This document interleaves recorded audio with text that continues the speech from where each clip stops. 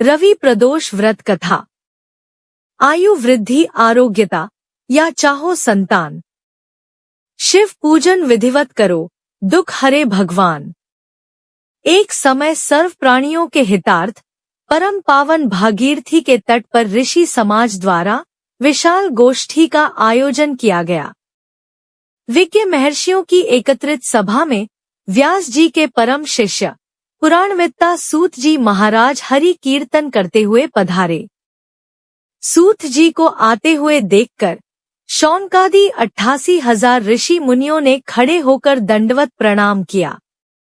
महाज्ञानी सूत जी ने भक्ति भाव से ऋषियों को हृदय से लगाया तथा आशीर्वाद दिया। विद्वान ऋषिगण और सब शिष्य आसनों पर विराजमान हो गए। मुनिगण विनीत भाव से पूछने लगे कि हे परम दयालु, कलिकाल में शंकर की भक्ति किस आराधना द्वारा प्राप्त होगी, हम लोगों को बताने की कृपा कीजिए, क्योंकि कलयुग के सर्व प्राणी पाप कर्म में रत रहकर वेदशास्त्रों से विमुख रहेंगे। दीन जन अनेकों संकटों से त्रस्त रहेंगे। हे मुनिश्रेष्ठ, कलिकाल में सत्कर्म की ओर किसी की रुचि न होगी।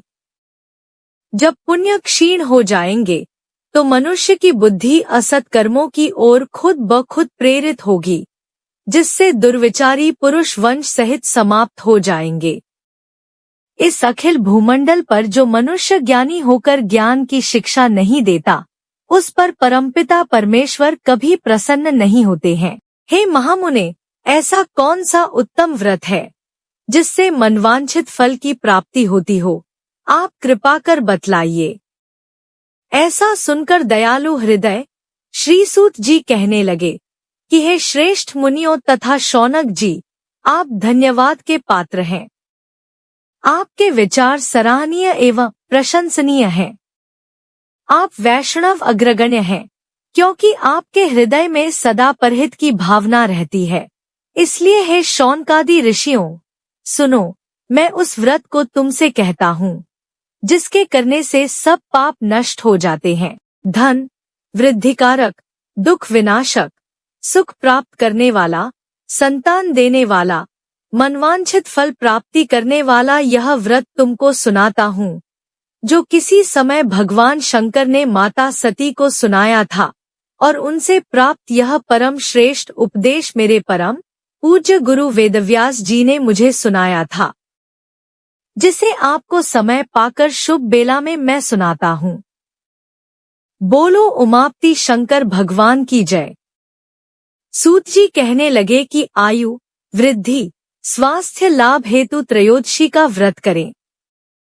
इसकी विधि इस प्रकार है। प्रातः स्नान कर निराहार रहकर शिव ध्यान में मग्न हो, शिव मंदिर में जाकर शंकर जी की पूजा करें।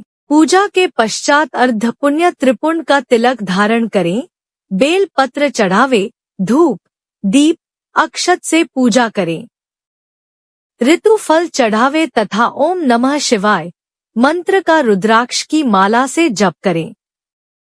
ब्राह्मणों को भोजन कराकर सामर्थ्यानुसार दक्षिणा दें। तत्पश्चात मौन व्रत धारण करें। व्रती को सत्य वचन बोलना आवश्यक है। हवन और आहुति भी देनी चाहिए। ओम हरि क्लीं नमः शिवाय स्वाहा मंत्र से आहुति दें। इससे अभीष्ट फल की प्राप्ति होती है। व्रती को पृथ्वी पर शयन करना चाहिए। दिन में एक बार ही भोजन करे, इससे सर्व कार्य सिद्ध होते हैं। श्रावण मास में तो इसका विशेष महत्व है। यह सर्वसुख धन आरोग्यता देने वाला एवं सब मनोरथों को पूर्ण करने वाला व्रत है। शौनकादि ऋषि बोले, हे पूज्यवर महामते, आपने यह व्रत परम गोपनीय मंगलप्रद कष्ट निवारक बतलाया है। कृपया यह बताने का कष्ट करें कि यह व्रत सबसे पहले किसने किया और उसे क्या फल प्राप्त हुआ। श्री सूत जी बोले, हे विचारवान ज्ञानियों, आप शिव के परम भक्त हैं। आपकी भक्ति को देखकर मैं व्रती मनुष्यों की कथा कहता हूँ। ध्यान से सुनो।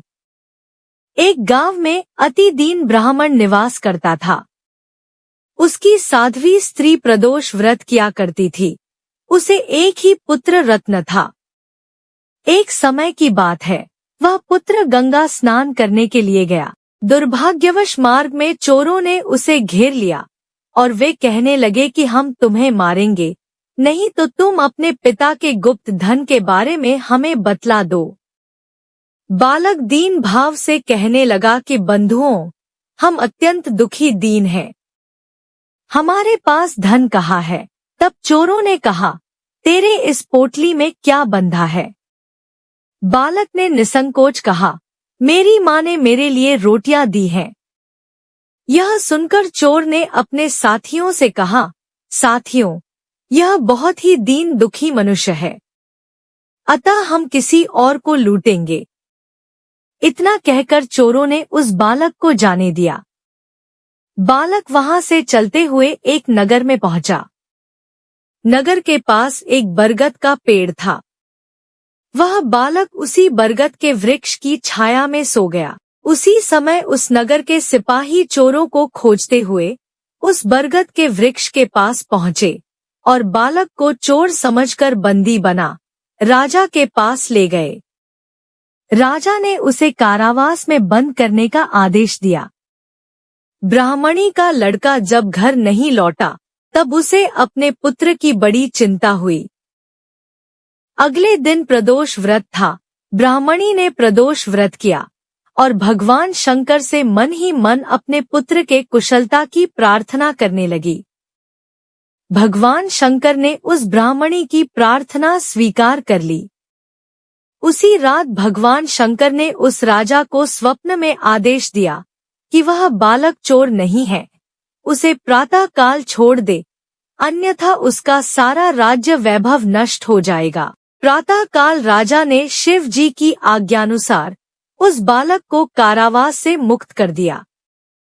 बालक ने अपनी सारी कहानी राजा को सुनाई। सारा वृतांत सुनकर राजा ने अपने सिपाहियों को उस बालक के घर भेजा और उसके माता पिता को राज दरबार में बुलाया। उसके माता पिता बहुत ही भयभीत थे। राजा ने उन्हें भयभीत देखकर कहा, आप भयभीत न हो, आपका बालक निर्दोष है। राजा ने ब्राह्मण को 5 गांव दान में दिए, जिससे वे सुखपूर्वक अपना जीवन व्यतीत कर सके। भगवान शिव की कृपा से ब्राह्मण परिवार आनंद से रहने लगे। जो भी इस प्रदोष व्रत को करता है वह सुखपूर्वक अपना जीवन व्यतीत करता है। बोलो उमापति श्री शंकर भगवान की जय। हर हर महादेव। अगर आप चैनल पे नए हैं तो सब्सक्राइब कर लें। रवि प्रदोष व्रत का महत्व। यह व्रत हिंदू तिथि के अनुसार 13वें दिन यानी त्रयोदशी को होता है। त्रयोदशी अथवा प्रदोष व्रत हर महीने में 2 बार आता है, एक शुक्ल पक्ष और दूसरा कृष्ण पक्ष। इस व्रत में भगवान महादेव की पूजा की जाती है। यह प्रदोष व्रत करने से मनुष्य के सभी पाप धुल जाते हैं और उन्हें शिव धाम की प्राप्ति होती है। त्रयोदशी अर्थात प्रदोष का व्रत करने वाला मनुष्य सदा सुखी रहता है। उसके संपूर्ण पापों का नाश इस व्रत से हो जाता है। इस व्रत के करने से सुहागन नारियों का सुहाग सदा अटल रहता है, बंदी कारागार से छूट जाता है। जो स्त्री पुरुष जिस कामना को लेकर इस व्रत को करते हैं, उनकी सभी कामनाएं कैलाशपति शंकर जी पूरी करते हैं। सूत जी कहते हैं, त्रयोदशी व्रत करने वाले को 100 गौ दान का फल प्राप्त होता है। इस व्रत को जो विधि विधान और तन, मन, धन से करता है उसके सभी दुख दूर हो जाते हैं। पूजन सामग्री: धूप, दीप, घी, सफेद पुष्प, सफेद फूलों की माला, आंकड़े का फूल, सफेद मिठाइयाँ, सफेद चंदन, सफेद वस्त्र, जल से भरा हुआ कलश, कपूर, आरती के लिए थाली, बेलपत्र, धतूरा, भांग, हवन सामग्री, आम की लकड़ी। रवि प्रदोष व्रत की विधि। प्रदोष व्रत के दिन व्रती को प्रातः काल उठकर नित्य क्रम से निवृत्त हो स्नान कर शिव जी का पूजन करना चाहिए। पूरे दिन मन ही मन ओम नमः शिवाय का जप करें। पूरे दिन निराहार रहें। त्रयोदशी के दिन प्रदोष काल में यानी सूर्यास्त से 3 घड़ी पूर्व शिव जी का पूजन करना चाहिए। प्रदोष व्रत की पूजा शाम 4:30 बजे से लेकर शाम 7 बजे के बीच की जाती है। व्रती को चाहिए कि शाम को दोबारा स्नान कर स्वच्छ श्वेत वस्त्र धारण कर लें। पूजा स्थल अथवा पूजा गृह को शुद्ध कर लें। यदि व्रती चाहे तो शिव मंदिर में भी जाकर पूजा कर सकते हैं। 5 रंगों से रंगोली बनाकर मंडप तैयार करें। पूजन की सभी सामग्री एकत्रित कर लें। कलश अथवा लोटे में शुद्ध जल भर लें। कुश के आसन पर बैठकर शिव जी की पूजा विधि विधान से करें। ओम नमः शिवाय कहते हुए शिव जी को जल अर्पित करें। इसके बाद दोनों हाथ जोड़कर शिव जी का ध्यान करें। ध्यान का स्वरूप करोड़ों चंद्रमा के समान कांतिवान, त्रिनेत्रधारी, मस्तक पर चंद्रमा का आभूषण धारण करने वाले पिंगलवर्ण के जटाजूटधारी, नीले कंठ तथा अनेक रुद्राक्ष मालाओं से सुशोभित, वरदहस्त, त्रिशूलधारी, नागों के कुंडल पहने, व्याघ्र चर्म धारण किए हुए, रत्नजड़ित सिंहासन पर विराजमान शिव जी हमारे सारे कष्टों को दूर कर सुख समृद्धि प्रदान करें। ध्यान के बाद रवि प्रदोष की कथा सुने अथवा सुनाएं। कथा समाप्ति के बाद हवन सामग्री मिलाकर 11 या 21 या 108 बार ओम ह्रीं क्लीं नमः शिवाय स्वाहा मंत्र से आहुति दें। उसके बाद शिव जी की आरती करें। उपस्थित जनों को आरती दें। सभी को प्रसाद वितरित करें। उसके बाद भोजन करें। भोजन में केवल मीठी सामग्रियों का उपयोग करें। हर हर महादेव। वीडियो अच्छी लगी हो तो प्लीज लाइक एंड शेयर और अगर आप चैनल पे नए हैं तो सब्सक्राइब जरूर कर लें। धन्यवाद।